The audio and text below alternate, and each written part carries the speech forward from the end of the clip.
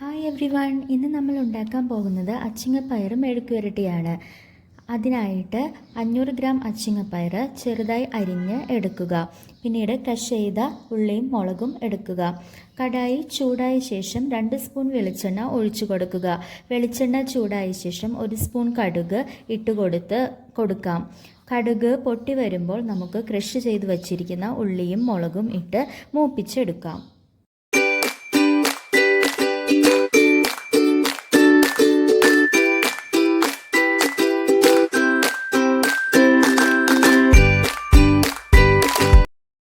ഉള്ളിയും മുളകും നന്നായി മൂത്ത് വന്നിട്ടുണ്ട്. ഈ സമയം ഒരു പിഞ്ച് മഞ്ഞൾപ്പൊടി ഇട്ട് കൊടുക്കാം.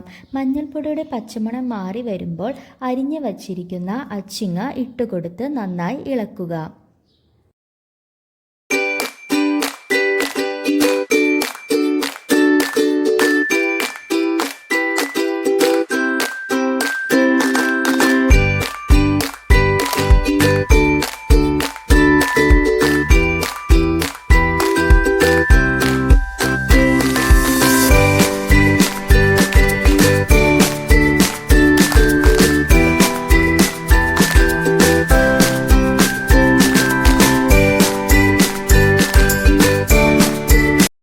നന്നായി ഇളക്കിയ ശേഷം തുറന്ന് വച്ച് 2 മിനിറ്റ് വേവിക്കുക. ശേഷം മൂടി വയ്ക്കുക. ഇടയ്ക്ക് മൂടി തുറന്ന് അടിപിടിക്കാതെ നന്നായി ഇളക്കി കൊടുക്കേണ്ടതാണ്. അച്ചിങ്ങ വെന്ത ശേഷം തുറന്ന് വെച്ച് നന്നായി വഴട്ടിയെടുക്കുക.